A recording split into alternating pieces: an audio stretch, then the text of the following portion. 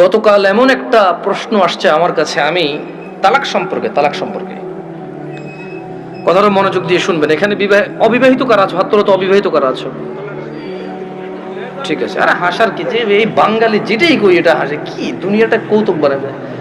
অবিবাহিত কে আছে এটা কি হাসার কিছু হয়ে গেল? কি মানে বুঝলাম না জিনিসটা। এটাও হাসার কিছু ভাই? আমি এখানে বললাম যে অবিবাহিত কারা আছে, সবাই হাসা শুরু করতে, মানে কি কি কয় শরম পাইছে? আপনাকে বলছে ওরা শরম পাইছে? কে বলছে? জবাব দিয়েছেন কে এখানে? আপনার তো জবাব তো ঠিক হয় না ওদের পক্ষ থেকে। ওরা তো বলেন ওরা শরম পাইছে, ওদের কাছে মনে হয়েছে হুজুর এখন কৌতুক করবে। বিবাহিত যারা আছো হাত তোলো তো। মাশাআল্লাহ, তাবারকা, বসেন। তো আমি তেমন কখনো ব্যক্তিগত বিষয়ে তেমন বলি না মাহফিলে, এটা আপনারা অনেকে হয়তো জানেন যারা আমাকে চেনেন। গতকাল আমার কাছে এক প্রশ্ন আসলো তালাক বিষয়ে। আমি বেশিরভাগ সময় অ্যাভয়েড করি তালাক বিষয়ে প্রশ্ন। এমনিতে আমি নর্মালি কোনোদিন কোনো ফতোয়া দিই না। যখন নতুন নতুন বাংলাদেশে আসছিলাম আমি সৌদি আরব থেকে, তো আরো অনেক ছোট ছিলাম, রক্ত অনেক গরম ছিল, তখন আমি বিদআত শিরক এগুলো নিয়ে প্রায় ফতোয়া দিতাম, আর অনেক ভেজাল লাগতো, সত্যি কথা। আল্লাহ আমাকে আশ্রয় দিয়েছে। পরে আমার উস্তাদরা বড়রা যারা আছে তারা আমাকে বললো যে জামশেদ তুমি ফতোয়া দিও না, কোরআন সুন্নাহ থেকে মানুষকে তুমি আহ্বান করো, ভালোর দিকে ডাকো, মন্দর দিকে নিষেধ করো, আল্লাহ তোমাকে যতটুকু তৌফিক দিয়েছে। ফতোয়া অনেক বিস্তর বিষয়, অনেক সিচুয়েশনের উপরে ফতোয়া চেঞ্জ হয়। দেখা যায় একই বিষয়, মানে সাবজেক্ট এক, পরিস্থিতিতে দুই রকম অ্যান্সার হয়। সো তোমার এখনো সেই প্রজ্ঞা যদি না হয় তুমি দিও না, আর প্রজ্ঞা হলে দিও। তা আমি ওনাদের কথা চিন্তা করেছি যে আমার সেই প্রজ্ঞা হয়নি যে আমি দিব। কারণ এখানে হানাফিরা বলে যে একসাথে 3 তালাক দিলে হয়ে যায়, আর শাফি হাম্বালিরা বলে যে যতবারই তালাক দেয় একবার। এখন যারা হানাফি নিজেদেরকে বলে ওনারাও কিছু দলাইল পেশ করে, আর যারা শাফি মালাকি আছে বা আহলে হাদিস সালাফি আছে তারাও সূরা বাকারার মধ্যে যেমন তালাকু মাররাতান, তালাক 2 বার, মানে 2 দফায়, এভাবে দিয়ে বলে। তো আমি চিন্তা করছি এটা বড়দের বিষয়। কার বিষয়? এটা আমার ম্যাটার না, আমার এত জিম্মেদারি নেওয়ার এখনো অতটুকু যোগ্যতা হয়নি। তো বেশিরভাগ তালাকের যখন প্রশ্ন আসে, আমি বড় বড় আলেম যাদেরকে চিনি, যেমন আমি সৌদি আরবে ছিলাম, তাহলে বেশিরভাগ যাদেরকে আমি চিনি তারা মদিনা ইউনিভার্সিটির স্কলার। কেউ হাফারুল বাতান ইসলামিক সেন্টারের লেকচারার, কেউ রিয়াদ ইসলামিক সেন্টারের লেকচারার, কেউ আল আহসা ইসলামিক সেন্টারের লেকচারার সৌদি আরবে, যাদের সাথে আমার পরিচয় আছে খুব ছোটবেলা থেকে, আমি যাদেরকে চিনি, যারা আমাকে খুবই আদর করে। তো আমি যেটা করি, যখন এই তালাকের মাসলা মাসাইল আসে, নর্মালি কোনো প্রশ্ন আসলে আমি জবাব দিই না, কিচ্ছু রিপ্লাই করি না, কারণ আমি জানি আমি ফতোয়া দিব না, আমি ইগনোর করার চেষ্টা করি। খুব সহজ থেকে সহজ প্রশ্ন আসলো দিতে চাই না, কাউকে না কাউকে ট্রান্সফার করে দিই। তো ওই একটা বোন মেসেজ লিখলো, আমি ওয়ালাইকুম আসসালাম দিয়ে লিখেছি আপনি যে কোনো প্রশ্ন লিখে করেন। তখন সে লিখে প্রশ্ন করলো যে তালাকের বিষয়। আমি বললাম যে আমি তালাকের বিষয়ে ফতোয়া দিতে জানি না, আমি একজন বড় আলেমের নাম্বার দিচ্ছি, আপনি ওনার সাথে কথা বলে আপনি জেনে নেন, হোয়াটসঅ্যাপে মেসেজ দিয়ে ওনাকে কল করিন, সমস্যা নেই। এখন উনি আমাকে একটা ভয়েস মেসেজ পাঠালো যে ওনার হাজব্যান্ড ওনাকে তালাক দিয়েছে 3 বার। এখন উনি নানা হুজুরের কাছে গিয়েছে যে উনি এখন এই স্বামীর ঘর করতে পারবে কিনা, ওনার স্বামী অনুতপ্ত, উনি অনুতপ্ত।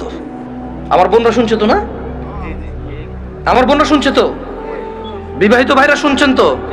তোমরা অবিবাহিতরা শুনছো তো?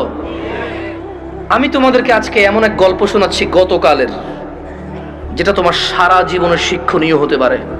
আর আজকের দিনে আমি বিলিভ করি, যদি আমি এরপর আর একটা বক্তব্য না দিই, একটা হাদিস, একটা আয়াত না বলে, যদি ওয়াখিরু দাওয়ানা আলহামদুলিল্লাহি রাব্বিল আলামিন বলে চলে যাই, আমার এখানে আসা সার্থক। যদি তোমরা বুঝতে পারো আমার কথা, তোমরা মনোযোগ দিয়ে শোনো।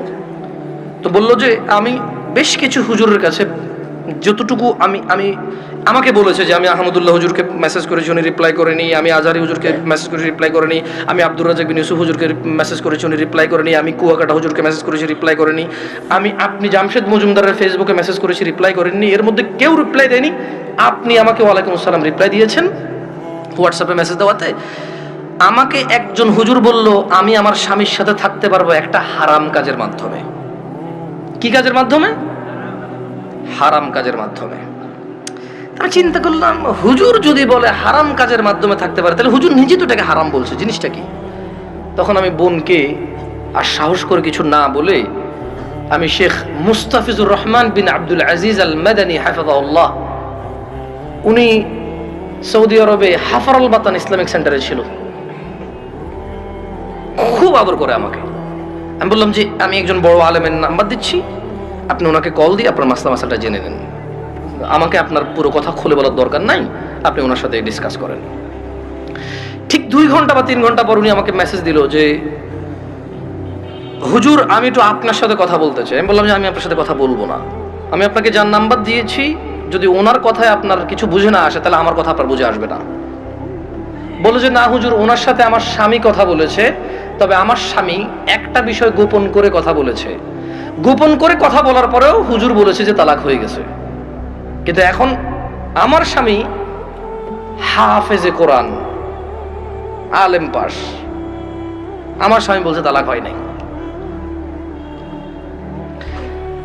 আমি বললাম যে ওকে, আপনি শেখকে কল করে বলেন যে আপনার স্বামীটা গোপন করেছে। বলে যে আমি ভয় পাচ্ছি ওনাকে কল দিতে, কারণ আমার স্বামী কথা বলেছে, উনি আবার কি মনে করে। আমি বলছি উনি কিচ্ছু মনে করবে না, আমি ওনাকে ফোন দিচ্ছি, আপনি কথা বলেন। ভদ্রমহিলা কথা বলবে না। তখন জোহরের টাইমের সময় হয়েছে, আমি ফোন দিলাম এবার, মানে আমার একটু মেজাজ খারাপ হয়েছে। কি খারাপ হয়েছে? মেজাজ খারাপ হয়েছে। ওই ভদ্রমহিলা আমাকে বারবার বলতে চেষ্টা করতেছে যে আমার একটা বাচ্চা আছে, যদি এখন আমরা স্বামী স্ত্রী আলাদা হয়ে যাই আমার বাচ্চাটার কি হবে, কনসার্ন কোথায়? বাচ্চা। আমি কল করলাম, কল করে বললাম আপনি তালাক হয়েছেন বা হন নাই, আমি কি এরকম কিছু বলছি? বলেছেন না। আমি বললাম ধরে নেন আপনার স্বামী আপনাকে তালাক না দিয়ে যদি গলা একটা কোপ দিত, আপনার গলাটা কাটতো কিনা? বলে যে কাটতো। আমি বললাম তালাক দিল, তালাক হবে।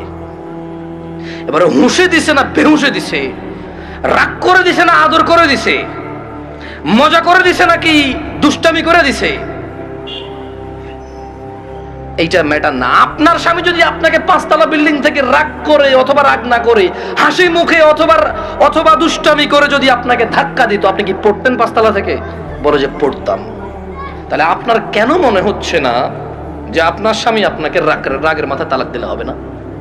রাগের মাথায় ধাক্কা দিলে যদি 5 তলা থেকে পড়ে আপনার হাত পা ভেঙে যায়, মরার সুযোগ থাকে, মরে যেতে পারেন আপনি, এরকম সম্ভাবনা থাকে, তাহলে কেন আপনার স্বামী আপনাকে তালাক দিলে তালাক হবে না? মানতে অসুবিধা কোথায়?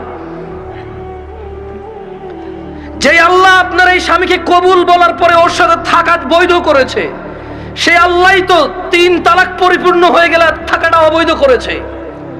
যিনি আপনাকে এর সঙ্গ দেওয়ার জন্য বৈধ করেছে, আপনি মেনেছেন সেটা, উনি যখন অবৈধ করেছে সেটা মানছেন না কেন আপনি? প্রবলেম কোথায় আপনার? আপনার বাচ্চা, যদি আপনার হাজবেন্ড কালকে অ্যাক্সিডেন্ট হয়ে মারা যায়, মৃত্যুর পর আপনার হাজবেন্ডকে নিয়ে আসতে পারবেন জীবিত করে? না। যদি আপনি মারা যান কালকে, আপনার এই বাচ্চা কি মাহারা হবে না? হবে। ওকে, আপনার দুইজনই উভয় মারা গেলেন, কোন অ্যাক্সিডেন্টে বচ্চাকে রেখে গেলেন, বউ জামাই গেলেন কোথাও ঘুরতে বা ডাক্তার দেখাইতে, অ্যাক্সিডেন্টে 2 জন মারা গেলেন, আপনার এই বাচ্চা থাকবে কিনা? বলে থাকবে। তো তখন আপনাকে কি ফিরাইতে পারবে কেউ মৃত্যু থেকে? না।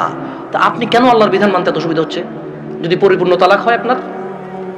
আমি বললাম শেখকে কি প্রশ্ন করেছে? বলে যে ও আমাকে বিয়ের পরে, মেয়ের বয়স মাত্র 18 বছর, ওয়াল্লাহ ভাই আমি কথা বলতাম না, আমাকে ভয়েসে বলেছে যে ভাই আমার বয়স মাত্র 18, আমার একটা বাচ্চা আছে, আমার স্বামী খুব বদমেজাজি, আমাকে তালাক দিয়েছে, এখন ও অনুতপ্ত থাকতে চাই। কত বছর বয়স মেয়ের?